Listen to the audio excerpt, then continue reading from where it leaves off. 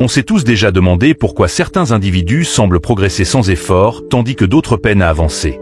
En réalité, la réussite véritable ne provient ni d'un coup de chance, ni d'un don particulier. Elle naît d'une compréhension profonde et de l'application constante de principes essentiels au fil du temps. La réussite durable ne repose pas sur des talents innés, mais sur les décisions que l'on prend, les actions que l'on pose de manière délibérée, et sur l'état d'esprit que l'on entretient pour continuer à évoluer malgré les défis. On regarde souvent ceux qui réussissent avec l'impression qu'ils possèdent un avantage unique. Pourtant, leur différence tient souvent dans leur aptitude à assimiler et à mettre en pratique des règles de base, puissantes et accessibles à tous.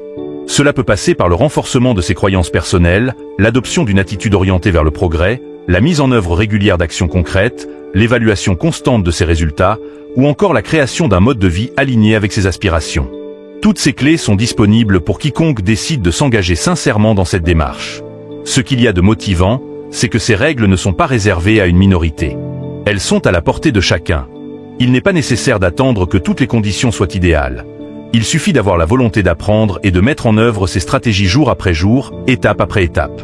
Ce que je vais vous transmettre dans les lignes suivantes ne se limite pas à des conseils. Il s'agit des fondations d'une vie dont vous pouvez être fier. Je vous invite donc à rester attentif, car vous allez découvrir les éléments fondamentaux de ce vaste édifice qu'est la réussite. À l'issue de ce parcours, vous serez prêt à éveiller votre potentiel et à construire la vie que vous méritez profondément. Ce chemin vers une réussite durable ne repose pas uniquement sur l'action ou la motivation passagère. Il commence par un socle invisible mais essentiel, votre philosophie personnelle. C'est elle qui guide vos choix, éclaire votre manière de penser et influence vos comportements. Sans une base solide, votre parcours ressemble à une traversée dans un désert sans boussole. Mais la bonne nouvelle, c'est que cette fondation est entre vos mains. Vous avez le pouvoir de définir vos croyances, de choisir ce en quoi vous décidez de croire, et de construire une vision claire de votre rapport au monde. Avoir une philosophie solide, ce n'est pas simplement rester optimiste. C'est savoir précisément ce que vous valorisez dans la vie, et décider de vivre en accord avec ces valeurs. Cela devient un repère stable qui éclaire toutes vos décisions, un cadre cohérent pour orienter vos pensées et vos actions. Prenons le cas de Warren Buffett. Son impressionnante réussite ne vient pas de coups de chance ni de paris risqués, mais d'une stratégie patiente, cohérente et mûrement réfléchie. Il a toujours privilégié les investissements de long terme, basés sur des analyses solides, loin des tendances éphémères. Ce sont la discipline, la clarté et la rigueur qui ont fait de lui une figure emblématique de la réussite tranquille. Cette même philosophie, il ne l'a pas seulement appliquée à ses finances, elle a imprégné sa vie entière, lui apportant non seulement la richesse, mais aussi la stabilité et la sérénité. De la même manière, votre philosophie de vie sera votre ancrage dans les moments de trouble. Quand tout semble incertain, elle vous permettra de rester centré. Si vos convictions sont enracinées dans une compréhension lucide de vous-même et du monde, vous serez bien plus résilient face aux aléas.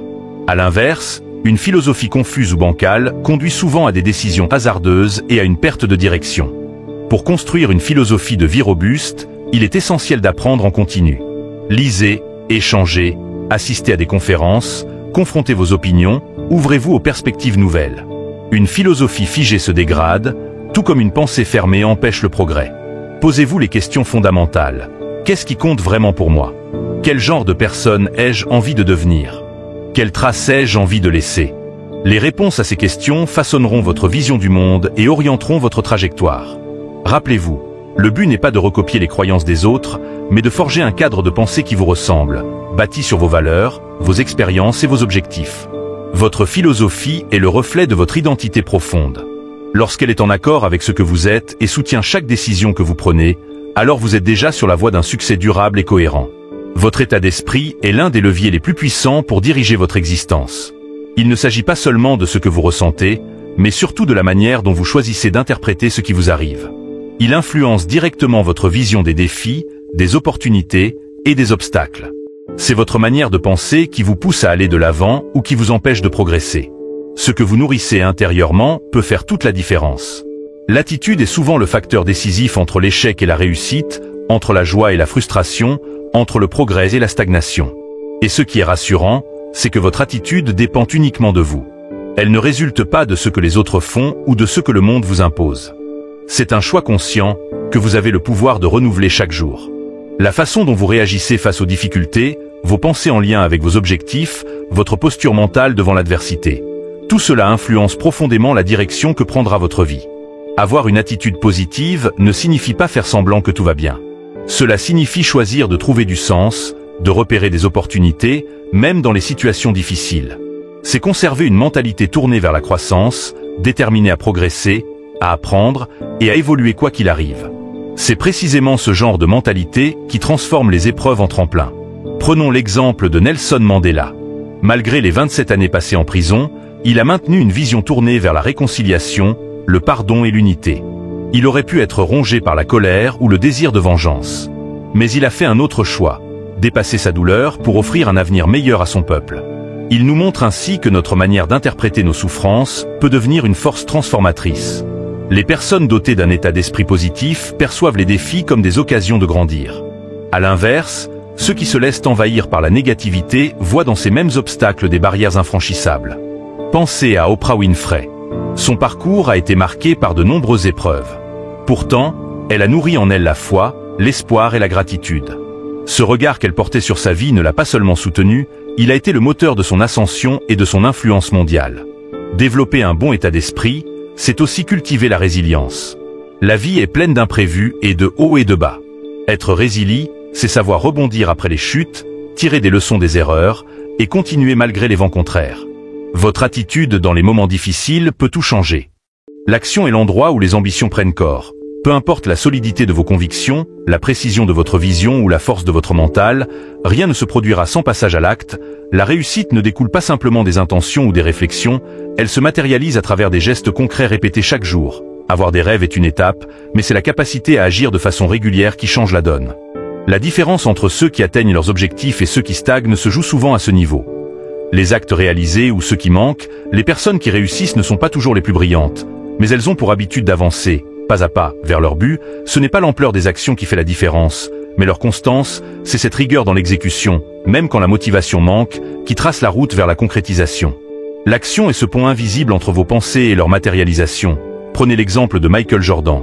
Considéré comme l'un des meilleurs joueurs de basket de l'histoire, ce qui l'a réellement différencié n'était pas uniquement son talent, mais son dévouement extrême. Il s'entraînait plus que les autres, restait sur le terrain même après les séances, poursuivait son perfectionnement avec une intensité remarquable, même au sommet de sa carrière. Ce n'est pas l'exploit ponctuel qui crée une légende, mais la répétition disciplinée de petits efforts. C'est exactement ce que Jordan incarnait, cette constance dans l'action, cette persévérance jour après jour, qui l'a hissé au sommet. La clé du succès ne réside pas dans des actions spectaculaires, mais dans la capacité à accomplir l'ordinaire avec excellence, lire quelques pages chaque jour, écrire ses idées, faire un appel important, tous ces gestes simples, répétés avec régularité, mènent à des résultats impressionnants à long terme. Le succès n'est jamais soudain, il se bâtit sur une base quotidienne de discipline. Plus vous agissez, plus vous constatez de changements réels. Ces résultats nourrissent votre envie d'aller plus loin. C'est un cercle vertueux.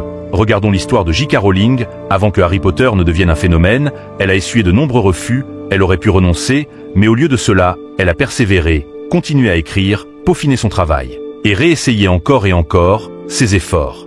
Constants ont fini par payer et ont bouleversé sa vie. Ce parcours montre que ce ne sont pas les conditions idéales qui font la différence, mais la ténacité dans l'action. Agir, ce n'est pas seulement travailler dur, c'est aussi travailler intelligemment. Votre temps est votre ressource la plus précieuse. Chaque mouvement doit être aligné avec vos objectifs. Demandez-vous, quelle est l'action la plus stratégique à faire aujourd'hui pour avancer réellement? En adoptant ce type de réflexion, vous évitez de gaspiller votre énergie dans des tâches inutiles, vous mettez votre attention sur ce qui crée un véritable impact. Par exemple, si votre but est de créer une entreprise, passez des heures à trier vos mais ne vous fera pas progresser. À la place, concentrez-vous sur ce qui vous fait avancer. Développez vos offres, démarchez des clients, bâtir votre réseau. C'est ce genre d'effort qui génère une dynamique puissante. Rappelez-vous que tout commence par un premier pas. Ce geste minuscule, aussi insignifiant qu'il semble, déclenche l'élan, qu'il s'agisse d'une décision prise, d'un message envoyé, ou d'une tâche entamée. L'important est de se mettre en mouvement. Ce mouvement régulier devient une habitude, et cette habitude, jour après jour, vous portera vers de grandes choses. Finalement, c'est l'action constante, combinée à la discipline, qui donne vie à vos rêves. La vision, l'inspiration, la motivation ne suffisent pas à elles seules. Ce sont vos pas répétés qui construisent votre succès. À l'image de Michael Jordan ou J.K. Rowling, vous pouvez vous aussi transformer une suite de petits efforts en une réussite éclatante. Peu importe la simplicité de vos gestes, du moment qu'ils sont dirigés avec clarté, ils finiront par s'accumuler et produire un impact réel. Alors n'attendez plus, identifiez la prochaine action utile et passez à l'acte. C'est ainsi que vos rêves prennent forme, pas après pas, avec engagement et persévérance. Évaluer ces résultats est un élément fondamental sur le chemin de la réussite. Sans un suivi régulier de vos progrès, il devient facile de perdre le cap, de tourner en rond ou de s'éparpiller. Lorsque vous poursuivez un objectif ambitieux, il est crucial de garder une trace claire de vos avancements. Cela ne signifie pas se fixer sur chaque détail de manière excessive, mais plutôt avoir une vision précise de l'efficacité de vos actions. Ce processus vous aide à rester aligné sur votre but, à réajuster votre trajectoire lorsque nécessaire, et à apprendre à chaque étape. En observant vos résultats, vous comprenez ce qui fonctionne et ce qui mérite d'être amélioré. C'est une méthode essentielle pour concentrer votre énergie sur ce qui vous rapproche vraiment de vos aspirations. Un bon exemple est celui de Richard Branson, fondateur du groupe Virgin. Son succès ne vient pas seulement de sa capacité à prendre des risques, mais aussi de son habitude de mesurer en continu ses résultats pour corriger ce qui doit l'être. Lorsque Virgin Airlines a connu des difficultés, Branson n'a pas persisté aveuglément. Il a examiné les performances, appris de ses erreurs et ajusté sa stratégie. Cette faculté à se remettre en question et à modifier sa direction au bon moment a été décisive dans la construction de son empire. Évaluer ses résultats ne se fait pas uniquement à la fin d'un projet, c'est une démarche continue, qui nécessite des points de contrôle fréquents. Une manière simple d'y parvenir est de diviser vos grands objectifs en étapes plus petites, plus simples à observer et à évaluer. Cela vous permet de constater les progrès au fur et à mesure, et de célébrer chaque avancée, même modeste. Ce type de retour positif vous encourage à garder le rythme. Pensons à Thomas Edison. Célèbre pour avoir inventé l'ampoule, ce succès n'est pas né d'un seul essai, mais d'une série de centaines de tentatives. Pour Edison, les échecs n'étaient pas des défaites, mais des expériences. Il observait les résultats, en tirait des leçons, et recommençait avec une approche améliorée. Cette méthode basée sur l'observation constante et l'adaptation a permis l'une des inventions les plus marquantes de l'humanité. Il est aussi essentiel de comprendre que les résultats ne sont pas toujours visibles immédiatement. Parfois, les progrès sont lents ou invisibles. Et il arrive que l'on recule momentanément. Cela fait partie du processus. Ce qu'il faut éviter, c'est de se décourager lorsque tout ne se passe pas comme prévu. Chaque obstacle est une opportunité d'apprendre, de comprendre ce qu'il faut ajuster et de revoir son plan. L'échec n'est souvent qu'un indicateur vous signalant qu'il est temps de changer d'approche. Plutôt que de fuir l'échec, servez-vous comme d'un guide, en scrutant vos résultats, vous verrez plus facilement où concentrer vos efforts pour progresser. Mais il est aussi primordial de rester lucide dans vos attentes. Si vous exigez des résultats immédiats, vous risquez de vous épuiser avant que vos efforts portent leurs fruits. La réussite durable demande de la patience, de la régularité et une confiance dans le processus. Rappelez-vous que ce sont les petites améliorations répétées au quotidien qui produisent les grandes réussites avec le temps. Mesurer ces progrès exige également une totale honnêteté envers soi-même. Ne laissez pas votre enthousiasme ou votre ego masquer la réalité. Ce n'est pas parce que vous travaillez dur que vous êtes forcément sur la bonne voie. Seul un regard objectif sur vos résultats vous dira si vous avancez réellement. Plus vite vous identifiez ce qui ne marche pas, plus vite vous pouvez réagir. En fin de compte, vos résultats sont comme des balises sur la route de votre réussite. Ils vous indiquent si vous êtes toujours dans la bonne direction ou s'il est temps d'ajuster votre course. Ce sont vos meilleurs outils de feedback. Ils vous révèlent ce qu'il faut poursuivre et ce qu'il faut transformer. Tout au long de votre parcours, ne vous contentez pas de viser la destination finale. Valorisez aussi les étapes intermédiaires. Chaque petit succès compte. Et si vous rencontrez un revers, servez-vous-en pour apprendre, vous ajuster et repartir avec plus de force. En intégrant cette méthode d'évaluation constante, vous resterez actif, concentré et engagé vers une réussite bâtie sur la constance, l'apprentissage et l'adaptation.